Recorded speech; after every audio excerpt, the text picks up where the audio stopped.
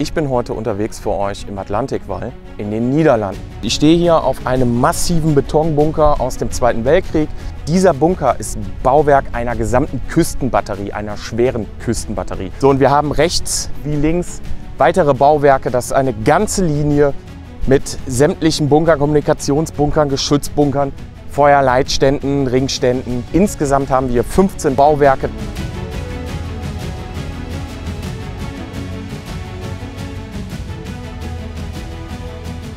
Ich würde sagen, wir schauen uns jedes einzelne Bauwerk einmal im Detail an und schauen mal, wo wir reinkommen und wie sich das hier damals abgespielt hat für die Soldaten, wo sie ihren Dienst verrichtet haben und wie das Ganze vonstatten gegangen ist und natürlich hinter der Planung, also wofür dienten diese Bauwerke. Ich würde sagen, dann schnacken wir gar nicht lang und schon geht's los.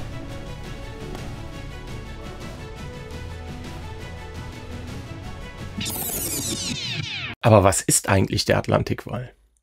Der Atlantikwall ist eine 2865 Kilometer lange Verteidigungslinie entlang der Atlantikküste, des Ärmelkanals und der Nordsee.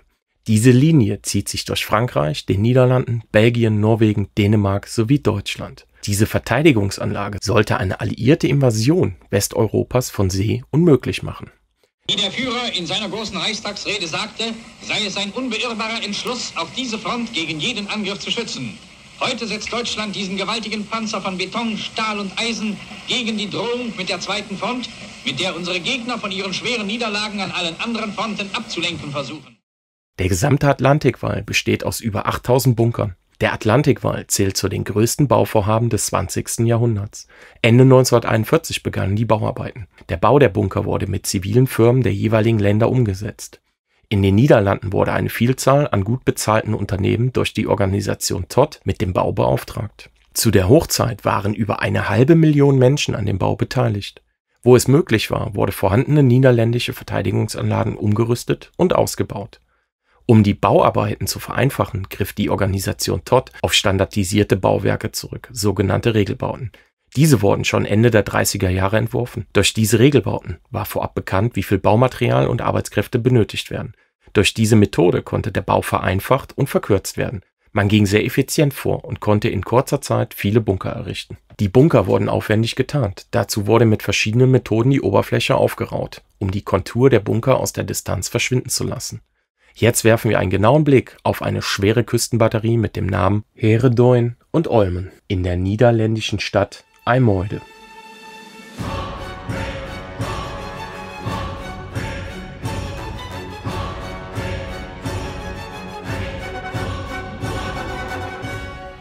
Und ich würde sagen, hier gehen wir einfach mal rein. Ich blute auch schon wieder, also man muss ein bisschen klettern hier. Bin ich eigentlich gar nicht drauf ausgelegt heute, aber naja, dann würde ich sagen, folgt mir mal.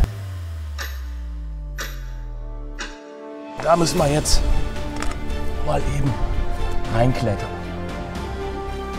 So, jetzt sind wir im Bauwerk. Jetzt genießen wir mal die Aussicht. Ja, und hier standen sie dann, haben rausgeguckt und Wache gehalten.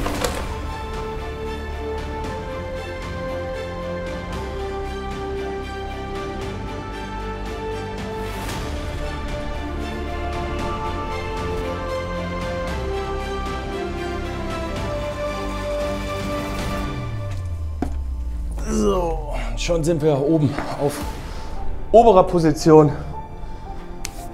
im wunderschönen Bunker mit einer wunderschönen Aussicht. Absolut einmalig, dass diese Bauwerke hier auch noch so erhalten sind.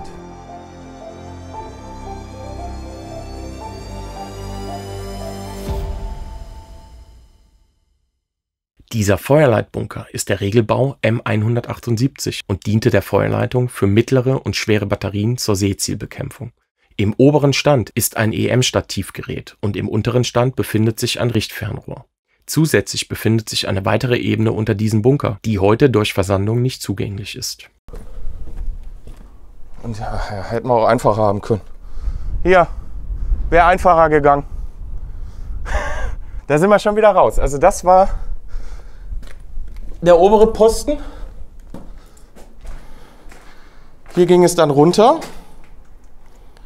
Und ich mache mal so, ist das Licht besser. In den unteren Beobachtungsposten. Wir robben hier einfach mal durch. dass wir draußen sind. Und da sind wir auch schon. Jetzt sind wir auf dem Bunkerdach und können die Aussicht genießen.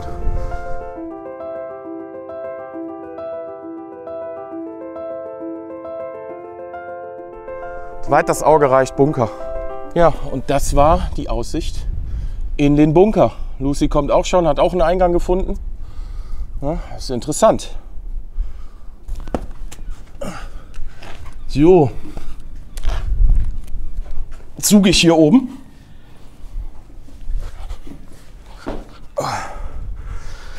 Es ist ultra spannend. Es ist, ja, von außen sieht es riesig aus.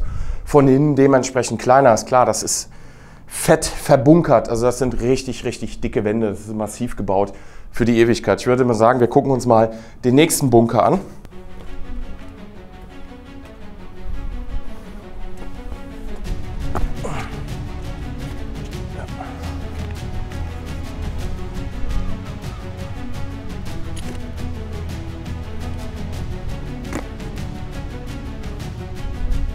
So, das ist nochmal die Außenansicht. Ja, hol ich. Und unter diesem Bunker geht es natürlich auch noch weiter. Also es geht noch in diesen Bunker rein. Die untere Ebene ist aber verschlossen. Aber wir gucken uns jetzt mal den da drüben an. Diese Rinne, die ihr hier seht, so, die ist einmal komplett um das Bauwerk rumlaufend. Und zwar dient die dazu, Regenwasser abzuleiten. Das heißt, wenn es regnet, läuft das nicht und versperrt den Leuten hier die Sicht, beziehungsweise Platz hier drauf und die kriegen das ab, sondern es wird in dieser Art Regenrinne gefangen und hier drüber abgeleitet. Also man hat tatsächlich an alles gedacht. Es sind halt, ja, deutsche Bauherren. Man hat es so projektiert. Ja, es ist komplett durchdacht. Jedes einzelne Bauwerk ist komplett durchdacht für seinen Sinn und Zweck der Verteidigung der Küste.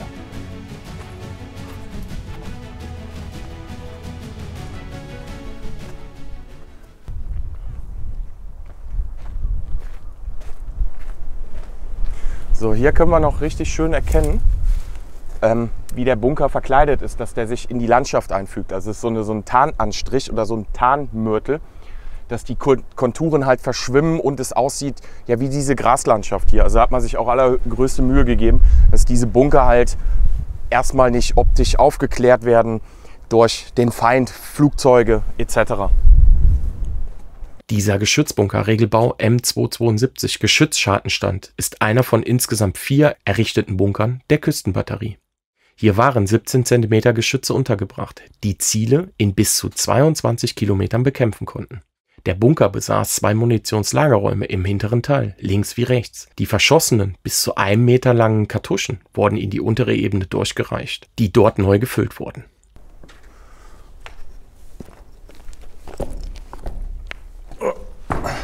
Dann folgt man mal in den Bunker.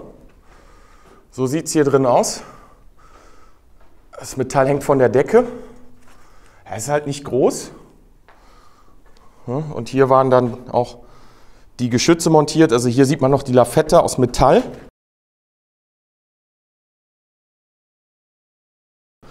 Und die Bolzen, wo das Ganze drauf war. Und dann hat man einfach diese Mauer hier vorgesetzt. Und dann geht es auch hier noch weiter. Und ich würde sagen, das gucken wir uns auch mal an. Wenn die Lucy jetzt drin ist, kommst du mal her.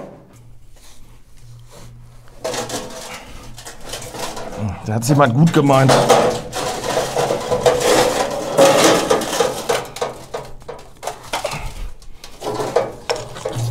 Oh. Okay. Mal her. So. Und jetzt sind wir im hinteren Bereich. Gehen wir erstmal hier gucken, das ist vermüllt. Ist gut vermüllt. Da ist ein Lüftungsrohr, da geht's raus, kommt die Sonne rein. Und richtig eklig, was die hier immer auch gemacht haben. So, und hier ist dann Ende. Nimm es noch mal eben bitte.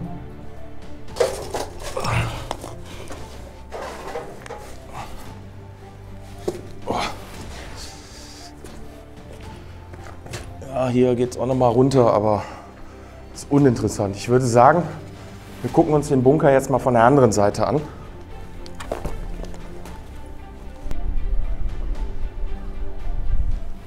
Ja, Lucy klettert auch gerne. Man sieht's. Und hops. Sprung. Jawohl.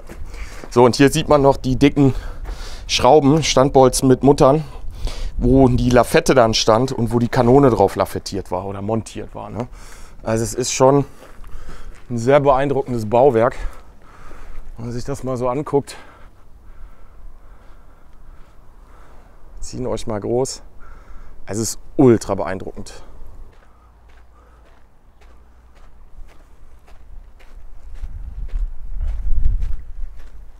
Ihr seht das, wie klein das drinnen war und wie groß das tatsächlich draußen aussieht. Ja. So, das sind die Lüftungsrohre und hier geht es dann rein. Das ist auch noch irgendwie ein Raum. Ich weiß nicht, ich kann es nicht sehen. Das war eine Türe nach drinnen. Ja, die haben sie zugemauert. Der Sturz ist noch gut zu erkennen. So, und da ist noch ein Bunker. Also hier ist alles voll. Da unten sind auch noch Bunker. Ja, also das ganze Gelände ist ein großer Bunker, wenn ihr so wollt.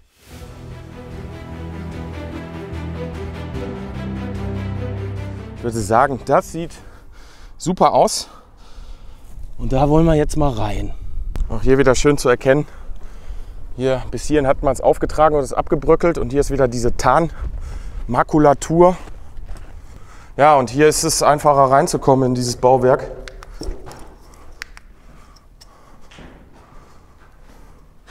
Ja, weil da standen wir eben vor.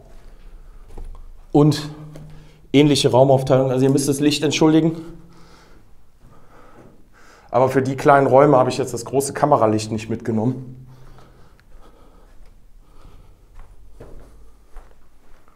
Und das war es auch schon wieder. Also sie sind alle ähnlich aufgebaut. Das ist der Kampfraum dieses Bunkers. Ne? Hier auch wieder gut zu sehen die Standbolzen, wo die Kanone drauf lafettiert war.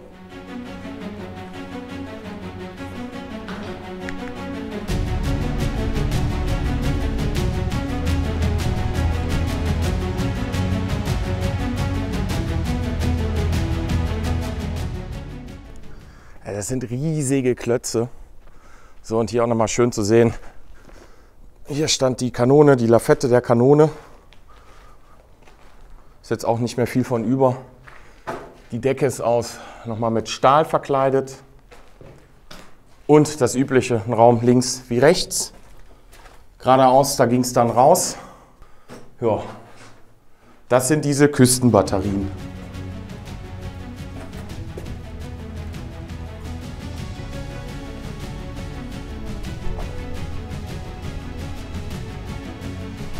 So, wie wir hier sehen können, war auch wieder was Dickes montiert.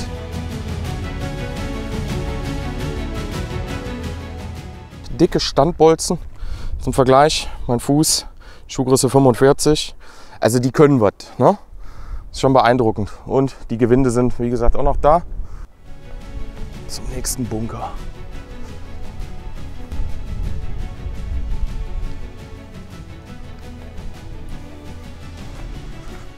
Wieder die Standbolzen und das gleiche Bild, Kampfraum und hinten durch, links wie rechts, die zwei kleinen Räumches und zugemauert. So, dann haben wir hier den sogenannten Ringstand, also einen Schützenloch, Verteidigungsstand. Der Ringstand, umgangssprachlich auch Tobruk genannt, ist ein Regelbau Typ 58. Es handelt sich um feldmäßig verstärkte Regelbauten, die in großer Zahl errichtet wurden. Der Bunker ist fast vollständig im Gelände versenkt. Er ist zumeist an einem Hohlgangsystem, welches zu weiteren Bunkern führt, oder an Laufgräben angeschlossen. Für Maschinengewehre wurde ein Drehkranz, für Granatwerfer eine runde Schiene angebracht. Die Ringstände wurden in unterschiedlichen Versionen errichtet.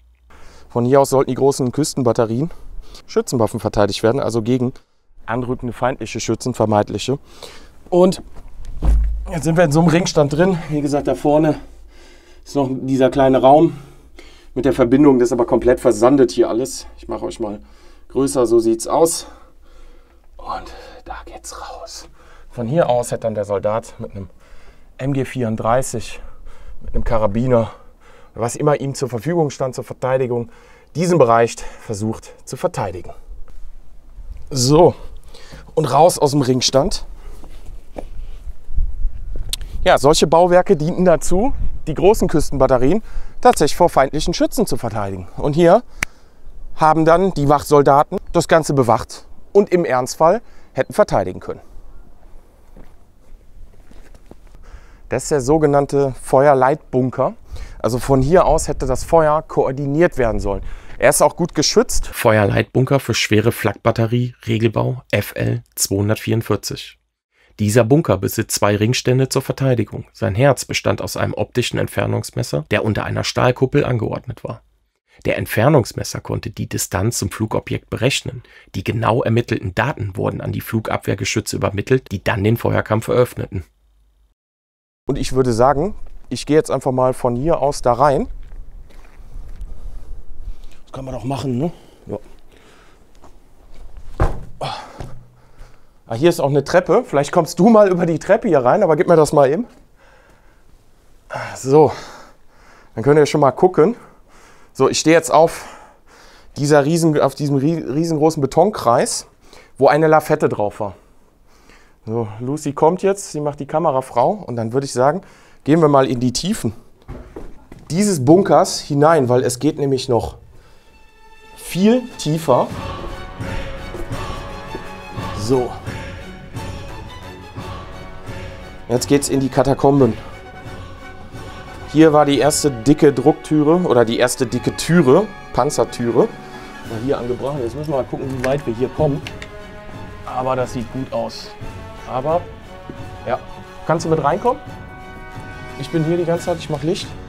Ist nichts auf dem Boden. So, er ist versandet, der Bunker. Also normalerweise ist es hier ein bisschen höher. Aber es ist halt Sand. So, und jetzt sind wir tatsächlich richtig unterirdisch in diesem Bauwerk drin. Warte, ich übernehme das mal. Bleib mal direkt hinter mir, bitte. So, jetzt könnt ihr mal hier gucken. Hier ist ein Raum und hier ist ein Gang. Ein Korridor. Und von da aus gehen immer Räume links, rechts ab. Ja. Hier ist schon ein Durchbruch passiert. Komm mit, bitte. Und hier ist auch eine Schützenposition, weil da seid ihr wieder draußen. Ja. Auf der anderen Seite des Bunkers sozusagen. So, hier hätte man auch verteidigen können. Und geht es hier auch raus? Nein. Hier war mal ein Ausgang, die Türe ist zu. Aber hier hätte man auch das Bauwerk verlassen können. Ein Weihnachtsbaum oder Reste davon.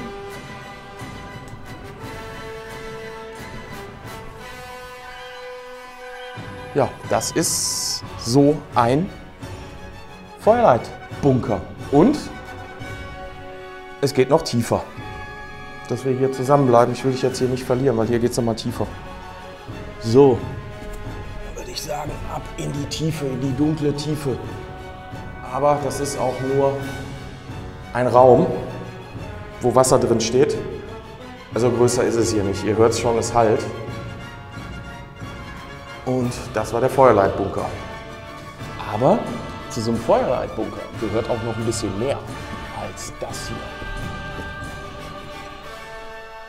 So, dann gucken wir mal, ob wir hier nochmal rausfinden. Hier sind wir rein. Und hier ist der Weg nach draußen. So, und hier stehen wir wieder. Also hier ist auch nochmal so eine Verteidigungsposition. Hier hätte auch noch ein Schütze den Eingang verteidigen können mit seiner Waffe. Und dann geht es wieder raus. Und wir sind wieder am Tageslicht. Aber auf der anderen Seite, wie gesagt, das Bauwerk steht nicht alleine hier, geht es natürlich noch weiter.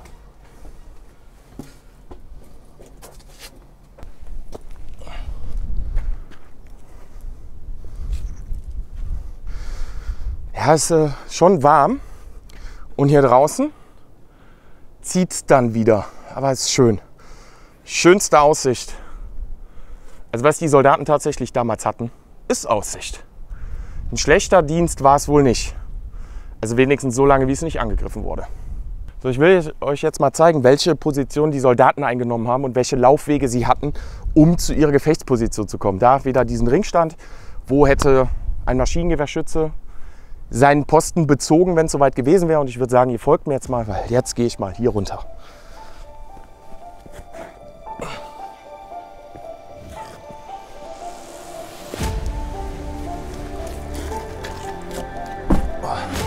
Gibt auch einen einfachen Weg. Ich hätte gar nicht hier reinspringen müssen, bin ich jetzt aber. Jetzt sind wir da, wo wir eben rausgeguckt haben. Das ist die Verteidigungsposition. Also da hätte man das auch wieder verteidigen können gegen einfallenden Feind, Infanterie. So, und hier geht es zum Ringstand. Also es ist beengt, sehr beengt. Aber hier ist der Ringstand. Ja, schaut mal. Willst du mitkommen oder? Dann gehe ich alleine. So, hier wäre der Soldat noch durchgelaufen. Die kleine Treppe hoch, alles gebückt. Und hier wäre dann tatsächlich, ich mache euch mal größer, der Ringstand. So sieht das aus. Und hier hat der Soldat dann rausgeguckt und hätte das verteidigt. Da vorne bin ich gerade rein. Da drüben ist der Feuerleitstand. So sieht das Ganze aus. Und dann wieder zurück zum Feuerleitstand, wenn das Gefecht vorbei war oder die Übung. Die Treppchen runter. Der Soldat konnte hier natürlich aufrecht stehen. Und da wäre auch noch mal weitergegangen. Ist jetzt aber auch zu.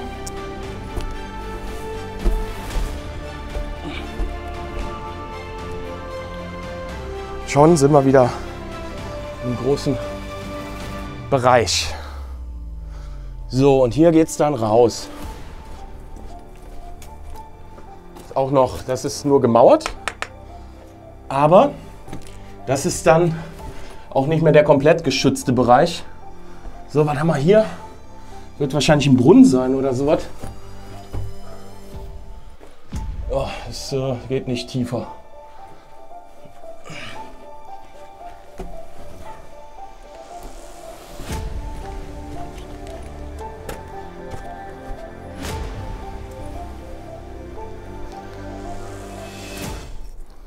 So, noch ein Ringstand.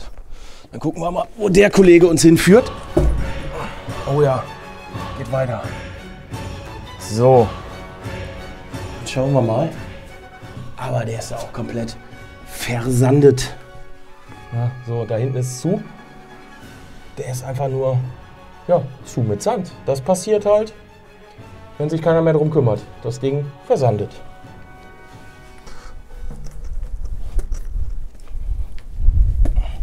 Und weiter geht's. Gibt nämlich noch mehr. So, weiter geht's. Oh ja, hier geht's schön tief rein. Dieser Bunker ist ein Regelbau FL 243. Vorgesehen war dieser Bunkertyp für eine 8,8 cm oder eine 10,5 cm Flugabwehrkanone.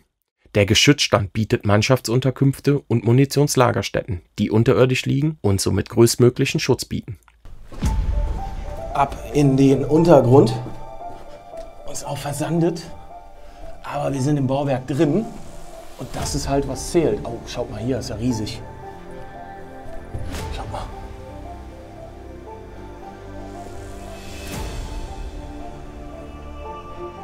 Da wird es wieder rausgehen, das ist ein Notausgang oder sowas. Aber wir schauen uns erst einmal hier um. Da ist auch eine Schießscharte wieder. Von da aus hätten wir das Bauwerk verteidigen können. Aber wir sind im Verteidigungsstand. Die andere Seite ist draußen.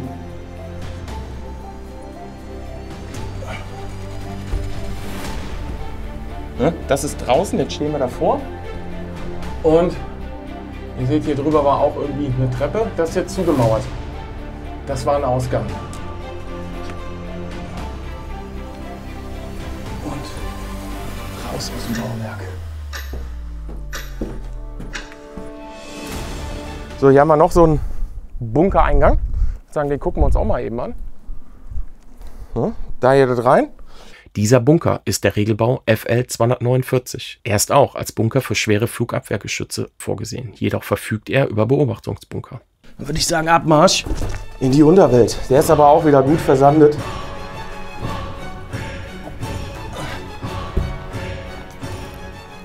Und da ist der Stand. Wahnsinn. Okay, dann gehen wir hier mal rein. Seht ihr, da kommt Licht raus. So, und dann gucken wir doch mal, was hier so schön ist. Also es riecht nach Feuer, es riecht eklig nach Feuer. Hier haben sie wieder Feuerchen gemacht.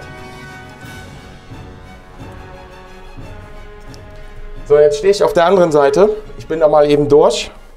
Jetzt muss ich mich hier wieder rausschälen. Ist beengt, aber irgendwer war so nett und hat hier die Gitterstäbe abgeflext, sodass ich hier schön raus kann. Ich nicht hängen bleibe mit meiner Lampe. Und schon haben wir wieder frische Seeluft der Nordsee und einen wunderschönen Ausblick auf die Nordsee und auf die Küste. Ich will mich hier nicht so Blick versauen. Es versandet, brauche ich nicht rein. So. Hier haben wir auch noch so einen Beobachtungsposten, klein, also nur, dass man rausgucken kann. Aber man kommt nicht weiter, da drin ist es komplett versandet wieder. Ne? Wir sind halt am Meer und da versandet das halt ziemlich schnell. Aber hier ist auch noch was. Da oben durch den Luftschacht bin ich eben raus. Hier unten unterhalb haben wir dieses Bauwerk. Es geht natürlich in das andere Bauwerk noch rein, aber es ist halt zugeschoben oder komplett mit Sand gefüllt worden. Weiß man nicht. So. Nochmal dasselbe Theater. Ah, puh. Der riecht aber richtig eklig. Hier ist der Sand nass. Ah, nützt ja nichts, ne? Oh, Alter. Ist das alles beengt? Ja, der ist unter Wasser. Schaut mal. Seht ihr das? Der Kollege steht unter Wasser. Und da geht's auch irgendwo hin, aber das ist auch Ende, da geht's wieder raus, so wie es aussieht. Ging mal raus, ist zugeschüttet. Also diese ganze Dünenlandschaft ist voll mit Bunkern. Unfassbar, was man hier gebaut hat. Was in die Richtung verteidigt wird, muss natürlich auch im rückwärtigen Bereich verteidigt werden. Wir gucken jetzt ins Hinterland und hier ist auch wieder ein Verteidigungs- und Beobachtungsposten. Also hier hatten auch wieder Soldaten ihren Dienst drin verrichtet, rausgeschaut und hätten dann auch im Falle des Falles von hier aus auf den Feind wirken können. So, was wir hier sehen, ist der Munitionsbunker. Dieser Bunker ist ein Munitionsbunker, Regelbau FL 246. Er diente als Unterstand für die Munition der schweren Flugabwehrkanonen. Und das ist nun mal ein Klotz. Die Eingänge sind leider zu. Ich würde sagen, wir gehen mal hin. So, jetzt haben wir hier einen von den größeren Bunkern, also das ist der Eingang. Und wir sind ein ganzes Stück jetzt von der Küste weg und schon taucht dieser riesen Koloss hier auf. Den haben sie aber komplett zugemacht. Da wird kein Reinkommen sein, aber wir können mal gucken. Da ist ein Lüftungsloch. So ein Lüftungsschacht. Also wir befinden uns noch auf dem Bunker. Das ist noch nicht Ende. Jetzt müssten wir gleich da vorne wieder, müsste dieser Beobachtungsbunker sein, dieser kleine. Ja, da standen wir eben, da ist der Beobachtungsbunker. Da ist auch wieder ein Luftschacht. Das wird aber zu sein, ne? Ja, das ist zu. Ja, und hier stehen wir auf dem Bunker. Gehen wir mal an die Kante, gucken mal runter und dann gehen wir danach da. Vielleicht ist da ja noch was. Ein Geländerchen hingemacht, dass man jetzt unbedingt nicht direkt runterstürzt, wenn man im Dunkeln läuft. Und so sieht's aus. Und natürlich diese unwirtliche Landschaft hier, aber sieht total ultra aus, oder? So, dieser Klotz hier ist der Fernmeldebunker, hier benannt mit Telefonbunker. Gehen wir drauf. Also das ganze Areal ist nicht mehr zugänglich, ist auch komplett zugewachsen und versandet wahrscheinlich von innen. Und hier war die Fernmeldetechnik untergebracht. Also hier hatte man dann Verbindung mit den dort befindlichen Batterien gehalten.